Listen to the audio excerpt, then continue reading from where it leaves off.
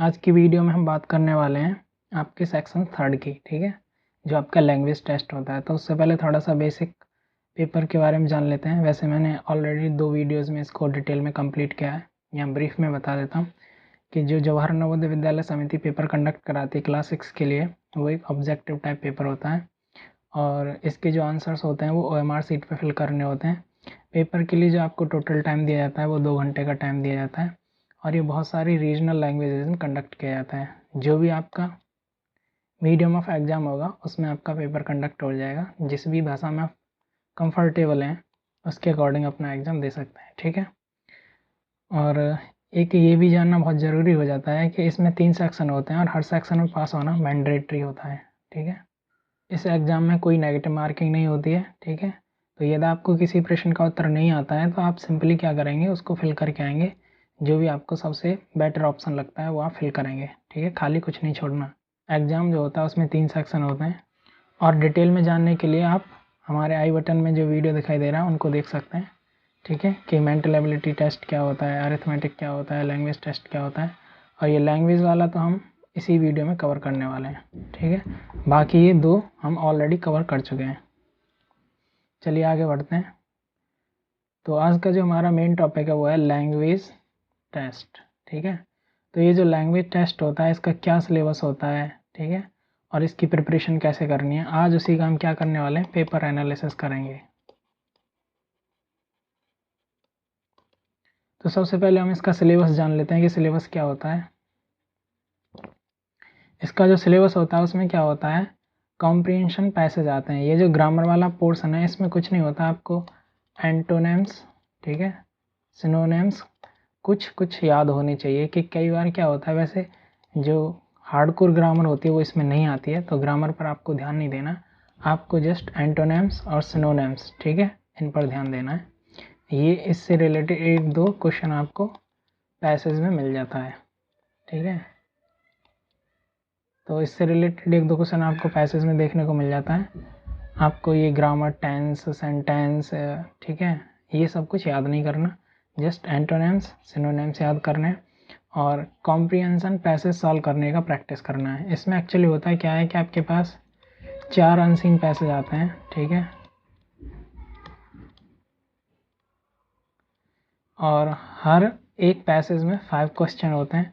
तो 4 × 5 करेंगे तो आप यहाँ टोटल 20 क्वेश्चन हो जाते हैं, ठीक है। तो इतना आप ध्यान रखेंगे। लेकिन यहाँ पर एक ध्यान देने वाली जो बात है वो यह है कि जिस स्टूडेंट का मीडियम ऑफ एग्ज़ाम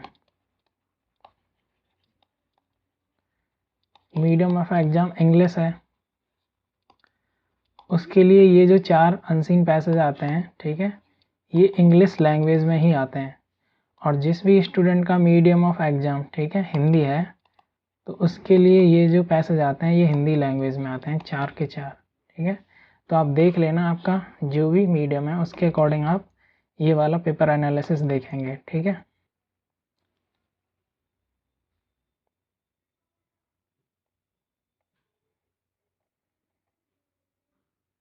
तो चलिए स्टार्ट करते हैं। ये हमारा सेक्शन 3 लैंग्वेज टेस्ट, ठीक है। यहाँ देखो इन्होंने क्लियरली मेंशन किया है कि 4 पैसेज होंगे इस सेक्शन में, ठीक है, जो 3rd सेक्शन है इसमें 4 पैसेज होंगे और ईच पैसेज में क्या है, 5 क्वेश्चंस दे रखे हैं इन्होंने, ठीक है, 5 क्वेश्चंस दे रखे हैं। आपको इनको केयरफुली रीड करना है और इनके आंसर देने हैं। जो भी करेक्ट आंसर होगा आप उसको OMR शीट में फिल कर देंगे, ठीक है। तो चलिए देखते हैं पैसेज नंबर 1। स्टार्ट करने से पहले मैं इसका अप्रोच बता देता हूँ आपको कि ये कैसे सॉल्व करना है। तो देखिए, सबसे पहले पैसेज रीड करने से पहले आपको क्या करना है, एक बार इसके क्वेश्चंस लिख लेने हैं। जैसे कि आपने देखा कि which is not the true about the fire fighters, तो यानी फायर फाइटर्स के बारे में कुछ चीज़ों पे आपको ध्यान देना है जो भी आपके इस पैसेज में बताई जाएंगी। दूसरा क्वेश्चन कहता है कि fire fighter has to prepare to extinguish a fire in a, तो यानी कि यहाँ देखो कुछ टाइम वाइम दे रखा है कि जो फायर फाइटर्स होते हैं वो एक्सटिंग्विश मतलब बुझा देना, ठीक है, और फायर मीन्स आग या अग्नि जो भी आपका हो, ठीक है, उसको फायर फाइटर्स बुझा देते हैं। कुछ टाइम्स दे रखा है, तो पैसेज में जहाँ भी टाइम मेंशन होगा आप उसको थोड़ा फोकस करेंगे। ये जो क्वेश्चन दे रखा है इसमें आप देख रहे हैं put their lives on line means, ठीक है, यानी कि इस लाइन का आपको मीनिंग पता होना चाहिए, इसका मतलब पूछा गया है। तो यहाँ पर आपका थोड़ा कॉमन सेंस जो होता है, ठीक है, अंडरस्टैंडिंग होती है इंग्लिश की, वो चेक की जाती है ऐसे टाइप के क्वेश्चंस में, ठीक है। तो इसको बड़े ध्यान से अटेंड करेंगे। और नेक्स्ट जो क्वेश्चन दे रखा है उसमें कहा है कि ऑपरेट मैनुअली, इसका मतलब क्या है, ठीक है। तो ये भी वर्ड मीनिंग से ही कवर हो जाता है। और यहाँ पर ये जो वर्ड दे रखा है अकर, ठीक है, इसके जो डिफ़िकल्ट वर्ड्स हैं जो हमने बताए थे कि आपको कुछ एंटोनिम्स और सिनोनिम्स याद होने चाहिए, तो ऐसे डिफ़िकल्ट वर्ड्स जो हैं आपको यहाँ पर हेल्प कर देंगे, ठीक है। तो हमने ये देख लिया कि यार यहाँ पर कुछ ऐसे ऐसे वर्ड्स दे रखे हैं और इनको फोकस करना है। तब क्या करना है, आपके माइंड में एक इमेज फॉर्मेशन हो जाएगा कि हाँ किस चीज़ को ज़्यादा इंपॉर्टेंस देना है और किसको नहीं देना है। तो अब आप इजीली अपने इस पैसेज को पढ़ सकते हैं। तो देखिए यहाँ कहा गया है पहली लाइन में, fire is to blame for the loss of countless lives and billions of rupees, ठीक है। लॉस्ट होती हैं, ठीक है, काउंटलेस अनगिनत जीवन, लाइव्स मतलब जीवन, ईच एंड एवरी ईयर, ठीक है, हर साल। फायर फाइटर्स मतलब जो आग बुझाने वाले लोग होते हैं ना उनको फायर फाइटर्स बोलते हैं। Fire fighters help protect people and their property from injury and damage. तो वो क्या करते हैं, लोगों को प्रोटेक्ट करते हैं, उनकी प्रॉपर्टी को प्रोटेक्ट करते हैं, ठीक है, जो इंजरीज चोट और डैमेज जो नुकसान होता है, ठीक है, उस सब से ये फायर फाइटर्स आपको बचाने में हेल्प करते हैं। They put their lives on the line every time they respond to a call. तो देखिए यहाँ पर ये लाइन आया है जो क्वेश्चन में दे रखा है, put their lives on the line, ठीक है, ये लाइन इन्होंने यहाँ पर मेंशन किया है और इसी से इन्होंने एक क्वेश्चन बनाया है। तो इस अगर लाइन को आप अच्छे से समझ लेंगे तो आप बड़ा इजीली इसका आंसर कर सकते हैं। ये कह रहा है they put their lives on the line every time they respond to a call, यानी कि जब भी कहीं से भी कॉल आता है आग बुझाने के लिए, वो हमेशा अपनी ज़िंदगी को जोखिम में डाल देते हैं आप लोगों को बचाने के लिए, ठीक है। तो इस लाइन का ये यहाँ पर कुछ ऐसा कॉमन सेंस से आप मतलब निकाल सकते हैं, ठीक है। आगे बढ़ते हैं। While on duty fire fighters must be ready to respond in a matter of minutes, ठीक है। तो देखिए हमने एक क्वेश्चन देखा था टाइम बाइम का, तो देखिए यहाँ पर मिनट दिया गया है, ठीक है, कितना क्या दिया गया है, मिनट्स वाला वर्ड दिया गया है। मस्ट बी रेडी यानी कि उनको कितनी जल्दी तैयार होना होता है, विद इन मिनट्स, ठीक है, कुछ ही मिनट्स में वो तैयार हो जाते हैं अपने जो भी उनको ऑपरेशन या मिशन दिया जाता है उस पर जाने के लिए। To just about any disaster that में अकर, तो जो वर्ड दिया गया था अकर वो यहाँ पर इन्होंने मेंशन किया है कि अकर, ठीक है। तो हमने देख लिया, एक क्वेश्चन यहाँ से दे रखा था पुट से वाले से, एक टाइम से दे रखा था, तो यहाँ मिनट वाला हो जाएगा अकर। इसके आपको एंटोनिम्स सिनोनिम्स या वर्ड मीनिंग आपने कुछ याद किए होंगे तो ईजिली आप इसको टिक कर सकते हैं।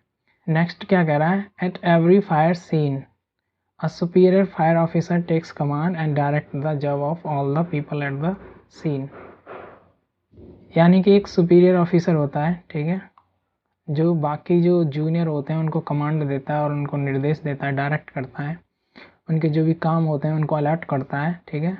और वहाँ जो भी सीन पर, ठीक है, जहाँ ये आग लगी हुई है जो भी कंडीशंस हैं उसके अकॉर्डिंग ये जो सीनियर ऑफिसर है या सुपीरियर ऑफिसर है ये अपने जूनियर्स और अपने जो कर्मचारी होते हैं उनको कमांड और डायरेक्ट देता है, ऐसा कुछ यहाँ पे बताया गया है। नेक्स्ट लाइन कहता है some fireman connect to the house lines to hydrants, ठीक है। तो जो फायरमैन होते हैं वो अपनी हाउस लाइन, ठीक है, हाउस लाइन का मतलब यहाँ पर पाइप, वो अपने पाइप्स को कुछ हाइड्रेंट से कनेक्ट कर देते हैं और वो हाइड्रेंट्स क्या होते हैं, जो भी आग बुझाने के साधन होते हैं उनको हाइड्रेंट्स बोलते हैं, ठीक है। Operate other manually operate the pump to send water to the houses, ठीक है, बाकी के लोग क्या करते हैं मैनुअली हाउस पाइप को कनेक्ट कर देते हैं पानी की सप्लाई करने के लिए। Teams of fire fighter also operate ladders use to reach distance high in the air. तो कई बार क्या होता है एक मंजिला या दो मंजिला फायर लगी हुई होती है, तो ऐसे में क्या करते हैं जो फायरमैन होते हैं वो अपना जो लैडर होता है, लैडर मतलब एक ऐसे ऊपर चढ़ने के लिए, इसको पता नहीं क्या बोलते हैं, ठीक है, आपके लैंग्वेज में, लेकिन इंग्लिश में इसको लैडर बोलते हैं, ठीक है, रीजनल लैंग्वेज में आप देख लेना क्या बोलते हैं इसको, यानी कि ऊपर कोई चीज़ है, ठीक है, वहाँ पर आग लगी हुई है, तो वहाँ पर ये क्या करते हैं, लैडर का यूज़ करते हैं ऊपर जाने के लिए। तो इस हिसाब से आपने देखा ये पैसेज क्या कह रहा था। तो अब इसके क्वेश्चन अटेंड करते हैं। हमने पैसेज को समझ लिया कि ये एक फायर सीन के बारे में बताया गया है और जो फायरमैन होते हैं, फायर फाइटर्स जो होते हैं, उनकी क्या ड्यूटीज़ होती हैं, वो कैसे वर्क करते हैं, इस सब के बारे में बताया गया है। तो चलिए अटेंड करते हैं क्वेश्चन नंबर 61। ये कह रहा है which is not true about the fire fighters, यानी कि जो फायर फाइटर्स होते हैं उनके बारे में कौन सी बात गलत है। नॉट ट्रू का मतलब जो गलत है। तो पहला ऑप्शन क्या कहता है, दे आर ब्रेव, ये सही है। They often put their lives in danger, ये भी सही है, क्योंकि वहाँ कहा गया ना कि दे put their lives when they were called, यानी कि जब भी उन्हें बुलाया जाता है किसी भी रेस्पॉन्स के लिए तो ये अपनी ज़िंदगी को दाव पर लगा देते हैं। तो ये ऑप्शन सही हो जाता है। They never put their lives in danger, ये वाला गलत हो जाता है।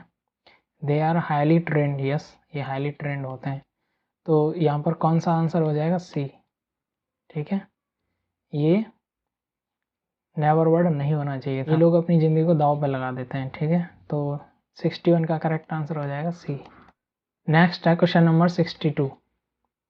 अ fire fighter has to prepare to extinguish a fire. तो जो फायर फाइटर होता है उसको कितना जल्दी तैयार होना होता है, ठीक है, फायर को एक्सटिंग्विश करने के लिए। तो हमने वहाँ पर देखा था पैसेज में, इन अ मिनट। ठीक है, ये कुछ ही मिनट्स में तैयार हो जाते हैं। तो 62 का करेक्ट आंसर हो जाएगा ए। नेक्स्ट है question number 63। Fire fighters put their lives on the lines means. तो इस लाइन का क्या मतलब है। तो इस लाइन का सिंपल सा मतलब है they put their lives in a danger, यानी कि आग बुझाने के लिए वो क्या करते हैं, अपनी ज़िंदगी को जोखिम में डाल देते हैं। ठीक है, ये ऊपर वाले जो 61 वाला क्वेश्चन है उसमें भी मेंशन किया, वहाँ से भी आप आइडिया ले सकते थे। तो इस हिसाब से आप कॉमन अंडरस्टैंडिंग के थ्रू भी क्वेश्चंस को कर सकते हैं। तो 63 का करेक्ट आंसर हो जाएगा सी। नेक्स्ट है क्वेश्चन नंबर 64। इसमें क्या कहा है, टू ऑपरेट मैनुअली, इसका क्या मतलब है। मैनुअली का मतलब होता है हाथ से काम करना। तो जैसे बताया था ना उन्होंने कि वाटर को वो मैनुअली सप्लाई करते हैं बहुत सारी जगह पर जहाँ पर उनकी पहुँच नहीं होती है। तो इसमें क्या आंसर हो जाएगा, वर्क विद देयर हैंड्स। तो 64 का करेक्ट आंसर हो जाएगा बी। नेक्स्ट क्वेश्चन है हमारे पास 65। इसमें कहा है इन्होंने जो वर्ड अकर है उसका मतलब क्या है। ठीक है, तो अकर माने होता है कोई चीज़ का होना। ठीक है, कि समथिंग इज़ हैपनिंग। तो क्या चीज़, तो इसका जो आंसर हो जाएगा हैपन हो जाएगा। हैपन माने भी होना होता है और अकर माने भी होना होता है, होना या घटित होना। तो 65 का जो करेक्ट आंसर होगा वो होगा बी। चलिए अब नेक्स्ट पैसेज देख लेते हैं। ये है हमारा पैसेज नंबर 2। इसको भी सेम उसी हिसाब से अप्रोच करेंगे, लेकिन यहाँ मैं टाइम बचाने के लिए इसको डायरेक्ट कर रहा हूँ। लेकिन आपको क्या करना है, सेम स्ट्रेटजी फॉलो करनी है। पहले आप क्वेश्चंस को देखेंगे और क्वेश्चंस में जो कीवर्ड हैं उनको अंडरलाइन करेंगे और उन्हीं कीवर्ड को जब पैसेज रीड करेंगे तो यहाँ पर फोकस करेंगे। ठीक है, लेकिन मैं यहाँ थोड़ा टाइम बचाने के लिए, जिससे वीडियो शॉर्ट रहे, ज़्यादा लंबा ना बने, डायरेक्टली इसको अप्रोच कर रहा हूँ।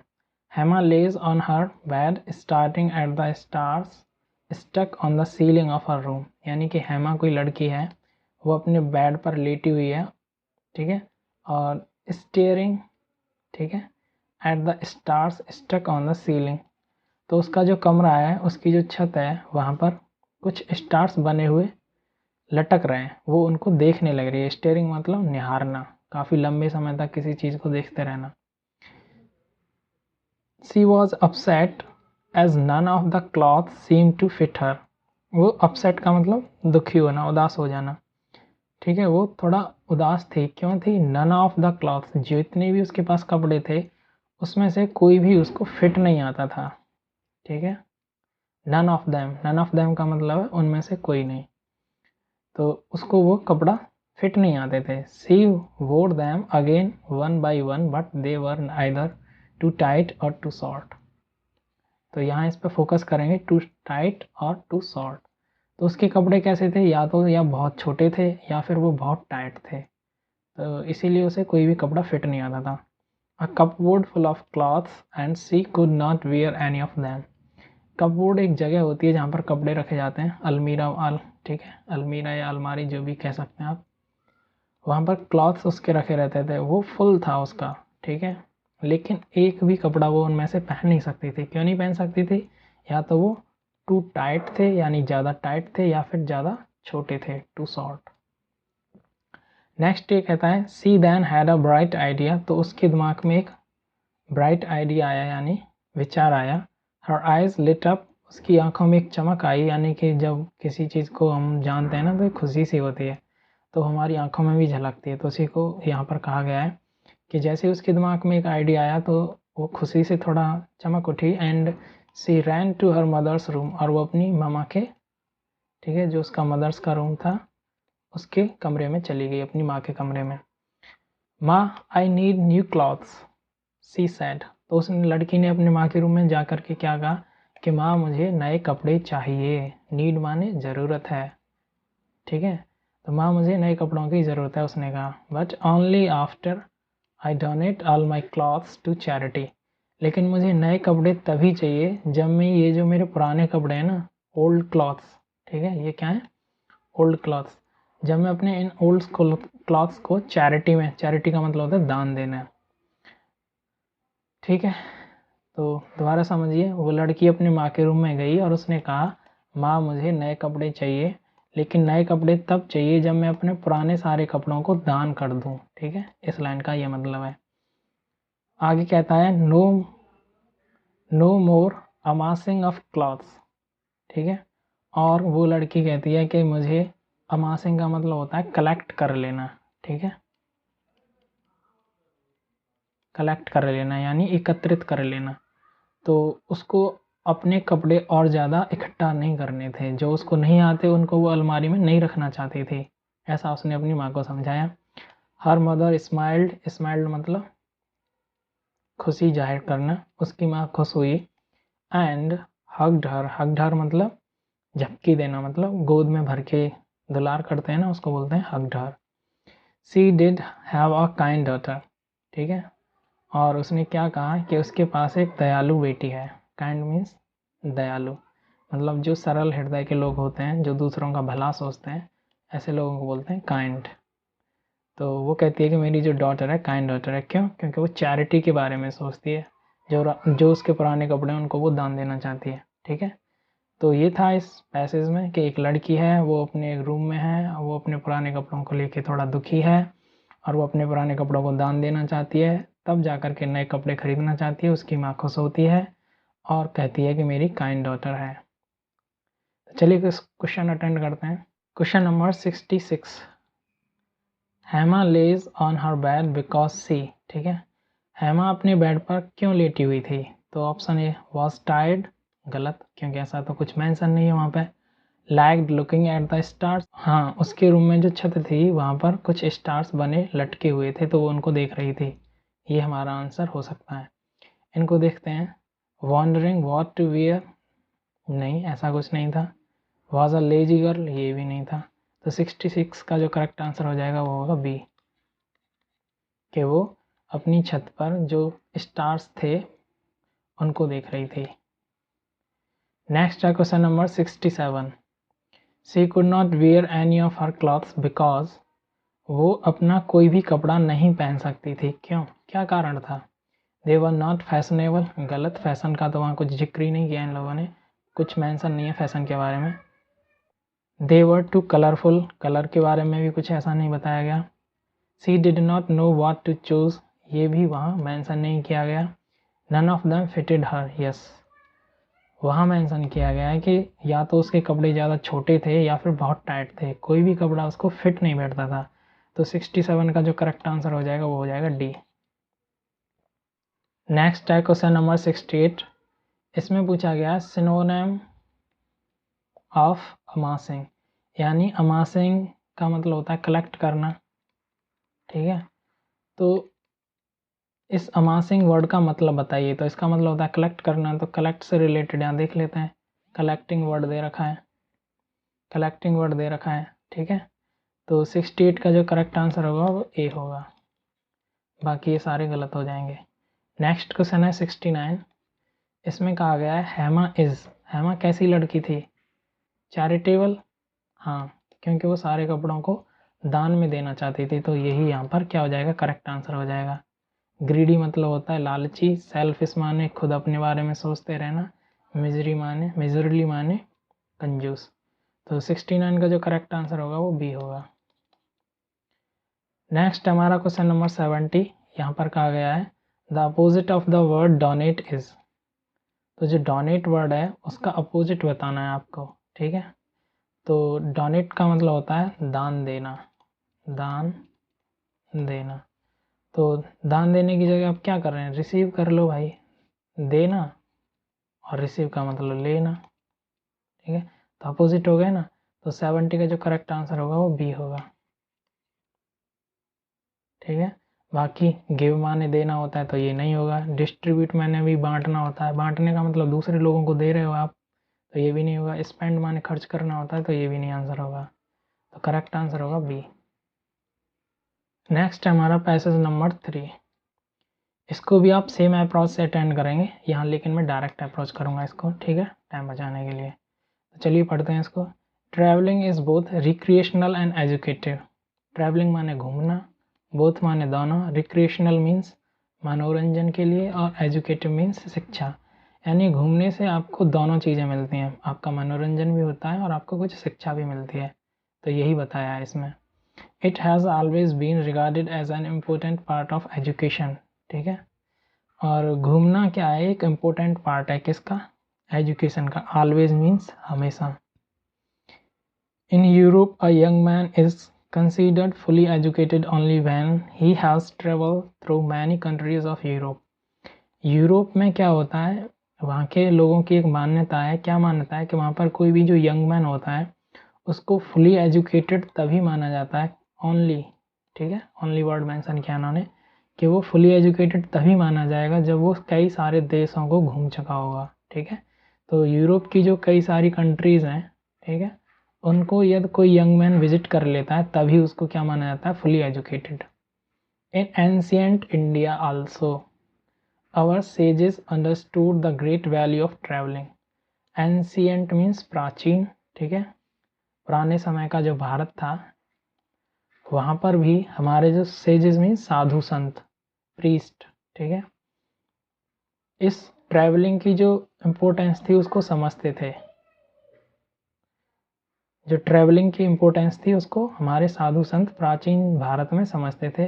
दे made it a pious duty, pious means पवित्र, ड्यूटी मीन्स कर्तव्य, to visit various pilgrim centres situated in different parts of the India, ठीक है। पिलग्रिम्स मीन्स तीर्थ स्थान, सेंटर का मतलब स्थान, ठीक है, जगह है। तो जो हमारे साधु संत थे वो क्या कहते थे कि लोगों का तीर्थ स्थानों पर भ्रमण करना एक उनका धार्मिक कर्तव्य है, ठीक है। तो ऐसा वो क्यों कहते थे, this encouraged feeling of oneness among Indians. तो जब लोग एक जगह से दूसरी जगह भ्रमण करते हैं, विजिट करते हैं, ट्रैवल करते हैं, तो वो different community, different types of people से क्या करते हैं, इंटरेक्ट करते हैं। तो उनकी जो थॉट्स, आइडियाज़, कल्चर होते हैं उनको एक्सचेंज करते हैं, एक दूसरे को बताते हैं कि हमारे यहाँ पर ऐसा खाते हैं, ऐसा पहनते हैं। तो इससे क्या होता है कि यूनिटी, ठीक है, वननेस मीन्स एकता की भावना, ठीक है, एकता की जो फीलिंग्स होती हैं कि हम सभी लोग एक जैसे हैं, ठीक है, तो वैसी भावना प्रमोट होती हैं। तो ऐसा कुछ इस पैसेज में बताया गया है कि ट्रैवलिंग क्यों ज़रूरी है, यूरोप में लोग कैसा मानते हैं, प्राचीन भारत में, एंशियंट इंडिया में लोग क्या मानते थे, तो ये सारी चीज़ें यहाँ पर डिस्कस की है, ठीक है। तो चलिए इसके भी क्वेश्चन अटेंड कर लेते हैं। Question number 71, it is important to if one wants to get real education. तो रियल एजुकेशन के लिए क्या ज़रूरी है, बताया है ना आपको, ट्रैवल करना ज़रूरी है, ठीक है। तो 71 का जो करेक्ट आंसर हो जाएगा वो सी हो जाएगा। नेक्स्ट है question number 72, which one of the following words is a synonym of recreational, ठीक है। तो यहाँ पर सिनोनिम पूछा गया है किसका, रिक्रिएशनल का। तो रिक्रिएशनल का मतलब क्या होता है, मनोरंजन जो कर सके आपका, ठीक है। तो यहाँ पर देखिए एजुकेशनल, शिक्षा, थ्रिलिंग, हाँ, किसी चीज़ को देख करके आपको उत्साह हो जाना, एक मज़े टाइप का सा फीलिंग आना, ठीक है। तो रिक्रिएशनल का यही यहाँ पर क्या होगा, करेक्ट आंसर होगा। टायरिंग मीन्स थक जाना, साइट सीइंग मीन्स किसी दृश्य को निहारते रहना, तो ऐसा कुछ नहीं है यहाँ पर। रिक्रिएशनल का मतलब है यहाँ पर थ्रिलिंग। तो 72 का जो करेक्ट आंसर होगा वो बी होगा।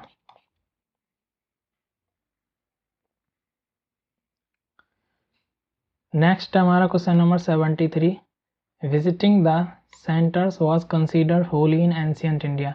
तो एंशियंट इंडिया में किस सेंटर को विजिट करना क्या था, पवित्र धर्म था। तो वो था पिलग्रिम, ठीक है। जो तीर्थ स्थान थे उनको विजिट करने के लिए हमारे ऋषि मुनि और सेजेस जो थे वो बताते थे। तो 73 का जो करेक्ट आंसर हो जाएगा वो बी हो जाएगा। नेक्स्ट है हमारा क्वेश्चन नंबर 74 और इसमें कहा गया है people have a feeling of oneness with others if they a lot. तो ये जो ब्लैंक है यहाँ पर आपको फिल करना है। तो वननेस की फीलिंग कब आती है, जब लोग क्या करते हैं, ट्रैवल करते हैं। यही तो बताया है कि हमारे जो ऋषि मुनि थे वो क्या कहते थे कि ट्रैवल करने से क्या होती है, वननेस की फीलिंग, एकता की भावना। वननेस का मतलब होता है एकता, ठीक है। तो जो एकता की भावना होती है वो इंक्रीज होती है। तो 74 का करेक्ट आंसर हो जाएगा ए। नेक्स्ट है हमारा question number 75, a says is a person who is smart, विग्ड, learn, free. तो देखिए सेज का मतलब होता है ऋषि या मुनि, ठीक है। तो ऋषि मुनि लोग कौन होते थे, वो बहुत ज्ञानी लोग होते थे, ठीक है। लर्न मैन, स्मार्ट ये गलत है, विग्ड मीन्स धूर्त पागल जो होते हैं ये गलत है, फ्री मीन्स आज़ाद ये भी गलत है। तो 75 का जो करेक्ट आंसर होगा वो ए होगा। होप आपको यहाँ तक समझ में आया होगा। तो नेक्स्ट हमारा पैसेज 4, इसको भी समझ लेते हैं। इसमें क्या बताया गया है, तो ये कहता है to be fit and healthy you need to be physically active. Fit और हेल्दी रहने के लिए आपको क्या ज़रूरी है, फिजिकल एक्सरसाइज करना, यानी फिजिकली एक्टिव रहना ज़रूरी है। Regular physical activity protect you from serious disease, यानी रेगुलर फिजिकल एक्टिविटी, रेगुलर का मतलब डेली, डेली यदि आप फिजिकल यानी कि कसरत करते हैं, ठीक है, एक्टिविटीज़ और एक्सरसाइज करते हैं, तो वो क्या करती हैं, आपको प्रोटेक्ट करती हैं। प्रोटेक्ट मतलब बचाना, किससे बचाती हैं वो, सीरियस डिजीज़, डिजीज़ का मतलब होता है बीमारी। तो सीरियस डिजीज़ कौन कौन सी हैं यहाँ पर, ओबेसिटी मीन्स मोटापा, हार्ट डिजीज़ मीन्स दिल की जो बीमारियाँ होती हैं, कैंसर्स आप सभी लोग जानते हैं डिफरेंट टाइप के कैंसर्स होते हैं, मेंटल इलनेस, कई बार क्या होते हैं लोग फ्रस्ट्रेटेड हो जाते हैं, ठीक है। तो फिजिकल एक्सरसाइज करने से दिमाग भी स्वस्थ होता है। डायबिटीज़, शुगर वाली जो प्रॉब्लम होता है, जो शुगर वाली जो प्रॉब्लम हो जाती है वो। तो यहाँ पर आपने देखा कि रेगुलर फिजिकल एक्टिविटी करने से आप इतने प्रकार की जो डिजीज़ हैं उनसे बच सकते हैं। आगे कहता है कि riding a bicycle regularly is one of the best way to reduce your risk of health problems associated with a sedentary life style, ठीक है। तो यानी कि ये कह रहा है कि साइकिल चलाना भी, डेली साइकिल चलाना भी एक आपका बेस्ट तरीका हो सकता है, जिससे आप ये सारी जो रिस्क होती हैं, ये जो खतरे होते हैं हमारी हेल्थ पर डिजीज़ के, ठीक है, उसको क्या कर सकते हैं, कम कर सकते हैं। सेडेंट्री मीन्स मतलब बिल्कुल आलसी वाला जो जीवन होता है, पड़े रहना, कुछ करते नहीं हैं, ठीक है, बहुत कम फिजिकल एक्सरसाइज करते हैं। तो ऐसी लाइफ स्टाइल से जो भी डिजीज़, जो भी रिस्क होती है हमारी हेल्थ पर, उन सबको बचा सकता है क्या, डेली साइकिल चलाना, ठीक है। आगे कहता है cycling is a healthy low impact exercise that can be enjoyed by people of all ages. Low impact मतलब साइकिलिंग कैसी एक्सरसाइज है, एक लो इम्पैक्ट एक्सरसाइज है, यानी कि आपको यहाँ पर बहुत कम जो फोर्स है वो यूज़ करना पड़ता है, बहुत कम एनर्जी आपकी यूज़ होती है, ठीक है। और आप साइकिल चलाते समय एंजॉय भी करते हैं, और हर एज का, ऑल एजेस मीन्स सभी एज ग्रुप के लोग साइकिल चला सकते हैं। फ्रॉम यंग चिल्ड्रन मीन्स छोटे बच्चों से लेके टू ओल्डर एडल्ट्स, ठीक है, जो बड़े लोग हैं वो भी साइकिल चला सकते हैं। It is also fun, cheap and good for the environment. तो साइकिल चलाने से आपको क्या है, ये मनोरंजन भी होता रहता है, फन, ठीक है, और ये सस्ती भी होती है in comparison to other vehicles like motorcycles, ठीक है, मोटर बाइक और ये बस, कार एट्सेट्रा। और ये गुड होती है इन्वायरमेंट के लिए, ठीक है। इन्वायरमेंट मीन्स पर्यावरण, जो हमारा वातावरण है उसके लिए भी साइकिल ठीक होती है। ठीक है, ठीक क्यों होती है? क्योंकि इसमें कोई फ्यूल यूज़ नहीं करते, कोई पॉल्यूशन नहीं होता, कोई स्मोक नहीं निकलता, ठीक है। तो ये सारे इसके बेनिफिट्स हैं। आगे कहता है वो, राइडिंग टू वर्क और the shop is one of the most time efficient way to command regular exercise with everyday routine. यानी कि बाइसिकल के थ्रू आप छोटे मोटे काम कर सकते हैं, जैसे कि दुकान पर जाना, ठीक है। और तो ये क्या है, एफिशिएंट तरीका हो जाता है कि आप दुकान पर गए, ठीक है, और आपने सामान भी परचेज़ कर लिया और आपका जो एक्सरसाइज था वो भी हो गया, ठीक है। तो इस हिसाब से राइडिंग करना साइकिल को एक कंबाइन कर देता है हमारे डेली रूटीन को और हमारी एक्सरसाइज को, यानी कि हमारे काम भी हो जाते हैं इससे और हमारी बॉडी की एक्सरसाइज भी हो जाती है। तो ये इसके फ़ायदे हैं। An estimated 1 billion people rides every day. एक स्टडी किया गया और अंदाज़ा लगाया गया कि अप्रॉक्सीमेटली 1 बिलियन, ठीक है, लोग जो हैं वो एवरी डे साइकिल की सवारी करते हैं, एवरीडे साइकिल की सवारी करते हैं for transport, recreation and sport.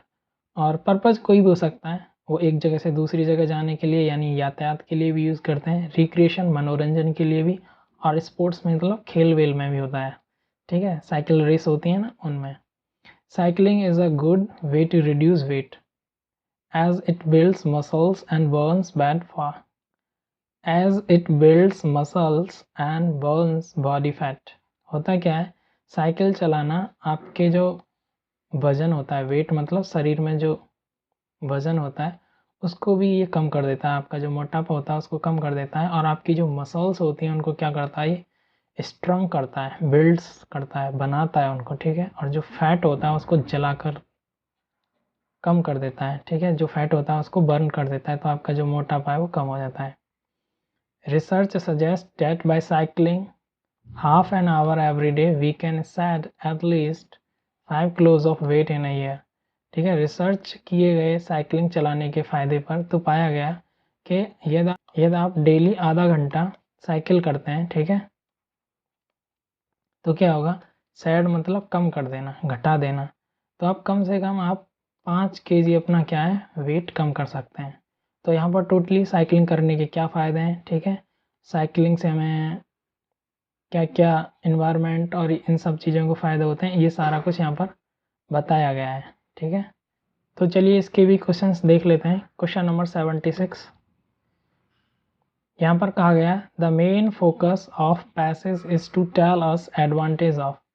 तो जो हमारा पैसेज दे रखा है उसमें मेन किस चीज़ पे फोकस किया गया है, keeping fit, cycling, reducing weight, exercise. तो यहाँ पर साइकिलिंग पे ज़्यादा जोर दिया गया है कि साइकिल करने से ये होता है, साइकिल करने के ये फ़ायदे होते हैं, साइकिल हमारा इतना वेट रिड्यूस कर देता है, साइकिल हमारा फैट बर्न कर देता है। तो ये सारी चीज़ें साइकिल को तो ये सारी चीज़ें साइकिल के बेनिफिट्स के बारे में बताती हैं, ठीक है। तो 76 का जो करेक्ट आंसर होगा वो होगा बी। नेक्स्ट हमारा क्वेश्चन नंबर 77। इसमें कहा गया है, when the writer says cycling is a good for the environment which of the following is not correct. तो देखिए इस लाइन का आपको मतलब समझना है कि cycling is good for the environment, cycle चलाने से एनवायरनमेंट को क्या फ़ायदा होता है, ठीक है। तो देखते हैं क्या क्या है। It does not emit any unhealthy gas, ठीक है, ये सही बात है। It can be run without petrol diesel, हाँ इसके लिए पेट्रोल डीजल की ज़रूरत नहीं होती, तो ये भी सही बात है। It does not pollute air, ये भी सही बात है क्योंकि इसमें से कोई स्मोक नहीं निकलता, कोई धुआं नहीं होता। It can be ridden by all age group, ठीक है।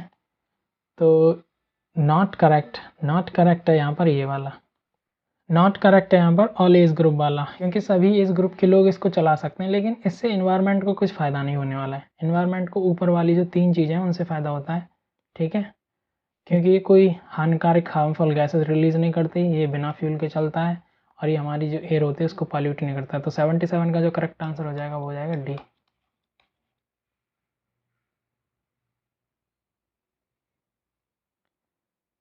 नेक्स्ट है हमारा क्वेश्चन नंबर 78। इसमें कहा गया, जो वर्ड है ना सेडेंट्री, सेडेंट्री वर्ड का क्या बताना है आपको, यहाँ पर अपोजिट बताना है, ठीक है, अपोजिट मीनिंग।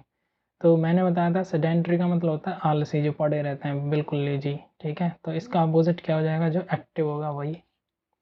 तो क्योंकि लेजी का तो मतलब वही होता है सेडेंटरी, ये इसका सिनोनिम्स होगा ना कि अपोजिट होगा।